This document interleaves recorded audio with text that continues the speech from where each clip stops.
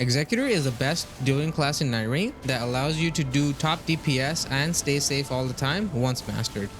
It has crazy scaling with arcane and dexterity, and in combination with the pairing of the curse sword, if you love Sekiro, you're gonna love this class. It also has a very nuanced ultimate you can use in a lot of different ways, and a lot of people are using it wrong, and I'm gonna tell you how to use it correctly in this video.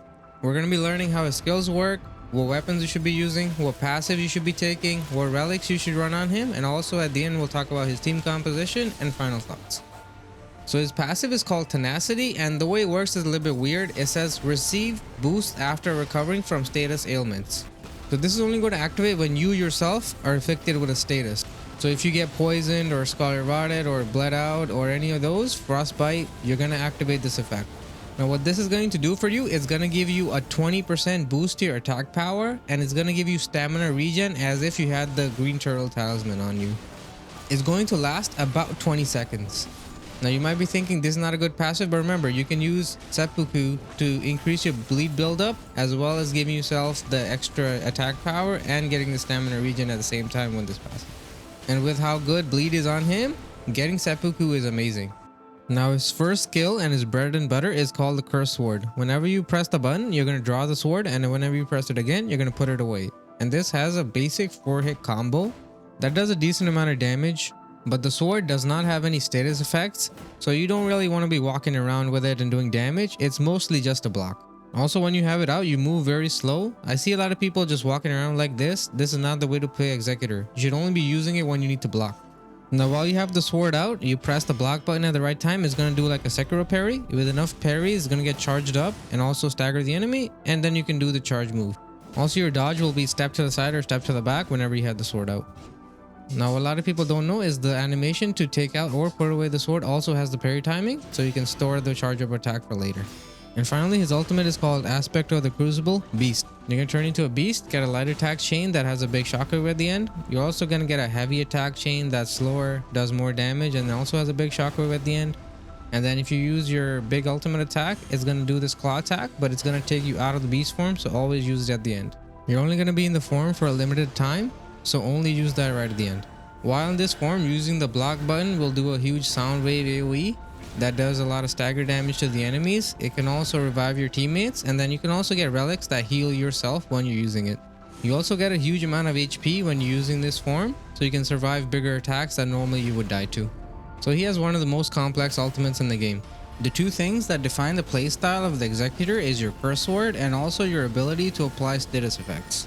Executor has the most arcane in the game, so it makes applying status effects easier than any other class. And every boss that you're going to fight is going to be super mobile, so you're going to be spending most of the time just chasing them down instead of doing damage. So if you can apply a status effect like poison or scarlet rot, it's going to make the fight a lot shorter. This also applies to bleeds. Because you can apply bleed so effectively, you always want to be using it on every weapon you have, because the bleed proc itself will do a lot of damage to the boss even if the weapon is not doing a lot of damage. So if you can get a weapon that has blood loss and has elemental weakness for the boss that you're fighting, that's going to be amazing. Now this is the case for most bosses except for Augur and the Knight aspect. They are immune to bleed, but every other boss you can bleed. This also applies to every other status effect except for Scarlet Rot. All bosses in the game are weak to Scarlet Rot, and you can Scarlet Rot them. So you have to be careful because certain bosses, like we said, they can't be bled. Certain bosses you can't poison them, and certain bosses you can't use frostbite on them. So be careful what boss you're fighting and what status effect you're using. When in doubt, Scarlet Rot is excellent because like we said, you can use it on every boss and it works on every boss. Now when it comes to the weapons that you want to be using, you mostly want to be using katanas. The reason for that is a lot of katanas are going to spawn in with the bleed effect already on them, and then you can also get additional status or elemental effects on top of that.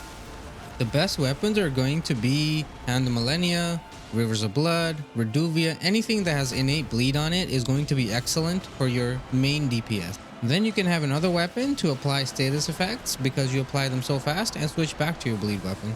Now Scarlet Rot weapons are generally pretty rare, but if you find one, you definitely want to pick one up because of your high arcane. You can apply the Scarlet Rot super quick, then switch back to your bleed build, and then still do a lot of damage while applying the Scarlet Rot. The build we're going to be running is going to boost up our starting katana so that we can apply all these effects even if we get unlucky and don't find any of them. Now for the relics, you want to use 2 yellows, and the third one can be anything you want. For the 2 yellows, you want to use Knight of the Wise and Knight of the Miasma. Now the Knight of the Wise is going to make your starting weapon do poison, and whenever you do apply poison, it's going to give you attack boost up. Your weapon is going to start out with bleed, and the Knight of the Wise is going to make it so that when you use your weapon art, it applies frost, and then whenever you do apply frost, it also gives you a weapon boost. So this means our starting katana is going to have bleed, frostbite, and poison, and whenever we apply poison and frostbite, that's 2 attack power-ups. So it's going to make our starting weapon super good. Now because of that, always go down into the mine, get the smithing stone +2 so you can upgrade your starting katana if you don't find anything else. Now when it comes to the powers you want to be taking, if there's nothing else, you can take stuff that boosts guards, because sometimes you will guard. But other than that, you mostly, in my opinion, want to be focusing on stamina. The reason for that is the cursed sword actually falls off really hard late game. It's not going to be doing any status effects, and that's where most of your damage is going to be coming from. So most of the time, you're going to be better off just dodging the attack and then using your elemental or your status weapon, doing damage that way, rather than trying to block and then trying to use the cursed sword. Because sadly, the cursed sword does not have any status effect. So you can't apply bleed, poison, scarlet art, or anything. So almost any other weapon late game is going to be better. So you want to try to get as much stamina as you can. So just dodge roll out and then still do top DPS with your weapons. And the biggest mistake people are making is being overly reliant on the cursed sword. Like early game and mid game is still okay, but late game you're really hurting your DPS by using it because you can't apply any status effects. And status effects are super strong in Nightreign, like bleed and frostbite are going to be doing percentage HP damage, so the more HP the boss has, the more damage you're doing. Whereas your curse sword is only going to be doing flat damage. And if you make a mistake, then you're going to be taking a lot of damage, it's not going to be worth it. It's better just to roll out. Now, this doesn't mean that if you like to play the parry playstyle, you can't parry. Like, of course, if that's why you're playing Executor, then do that. But remember, there's 2 playstyles and you can pick and choose depending on what situation is best. What I recommend you do is mostly if you're playing online, you want to be using the cursed sword only when you kind of have the ability to use it. You don't want to be overly reliant on it because the boss sometimes will aggro you, sometimes won't aggro you. So you don't know if he's going to hit you. Now, if you're going to be playing solo, the sword is a lot better because you know the boss is going to be consistently targeting you, so you can be prepared for every attack. And online, sometimes he randomly targets you, sometimes they don't, so you don't know what to do. And combining both the playstyles of using your normal weapons and using your cursed sword at the right time, that's what's going to separate the good from the great. Now we're going to talk about the stats that Executor has. He has a B in HP and a B in stamina, so you have decent HP, decent stamina. You don't have a lot of FP, but what really matters is the S in dexterity and the S in arcane. As we've discussed before, this is why you want to be using katanas because they're really good dex weapons, and you want to be using arcane because they also apply bleed, and you're going to be really good at applying bleed all the time. And a decent HP also means you can be on the front lines, and even if you miss a parry or two, you're not going to get one shot, you're still going to be good. Now, as we discussed before, katanas are going to be the best weapons for you. You can use the default blade for the whole game because of the relics we have, and it'll be good. Now, the serpent bone blade and the dragon scale blade are the 2 katanas that don't have bleed. Other than that, every katana in the game is going to have bleed, and they're all going to be good for you. Now, Hand of Millennia and Rivers of Blood, they're going to be the 2 best weapons for you. If you can't find those, you can use your starting weapon or get any other katana that has the bleed as well as the elemental weakness for the boss. Now, for party composition, Executor is not going to care what your teammates are playing. He's going to be good in every role. If you don't have tanks, he can tank. If you have tanks, he can be DPS. He can do both. Now, one thing you are going to be benefiting from is if you have a Duchess on your team and you're playing a lot of bleeds, and then the Duchess uses their retime to apply the bleed again, it's going to do a lot of damage to the boss. So the Duchess is the class that you want on your team as the Executor, but other than that, any class is good, any team composition is good, you're going to do well. So overall, for the final thoughts, Executor is more of an advanced class in Elden Ring, and you want to be playing him later on because you're going to be dependent on the parries as well as applying status effects. You're not going to be doing a lot of direct damage.